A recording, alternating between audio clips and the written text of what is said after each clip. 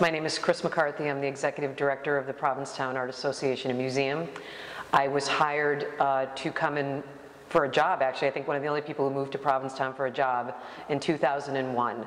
I was appointed by the Board of Directors to be the new Executive Director here, and I'm still here 15 years later running PAM and not done with what I need to do yet. So my stake is planted, and I'm going to be here to do the best job I can do in the oldest continuous art colony in America.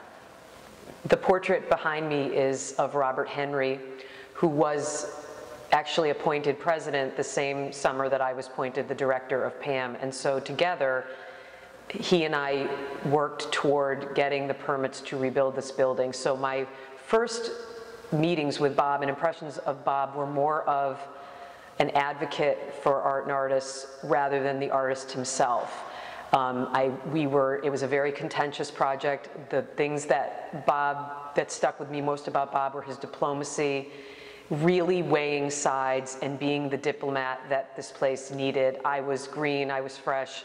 I really had no idea the politics and controversies that happened in this town, and he really led the charge in terms of making the public aware of what an important project rebuilding PAM was. And then in 2008, we did Bob's solo show here.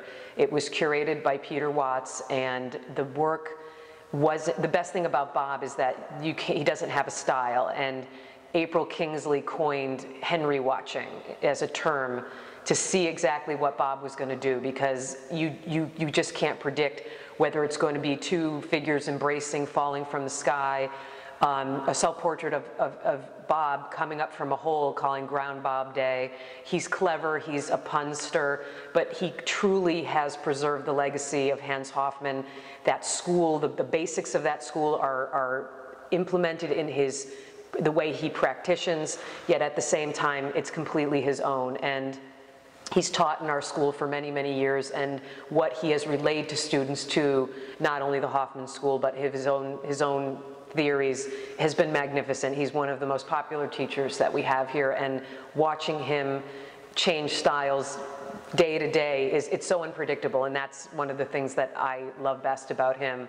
And in 2013, I was able to curate an exhibition of his big triptychs in New York with Manuel Pardo, an artist that had just passed away, and we did a joint exhibition at the Highline Loft. And to see these giant triptychs just sing in this big space and see Bob in his element in New York was a whole another aspect of him that I got to know better. And just looking at the many facets of Bob has been one of the greatest pleasures of my career, having him stand by me as the director, then letting me be a curator, and also being my friend. And he's truly one of the most decent people I have ever had the pleasure of knowing.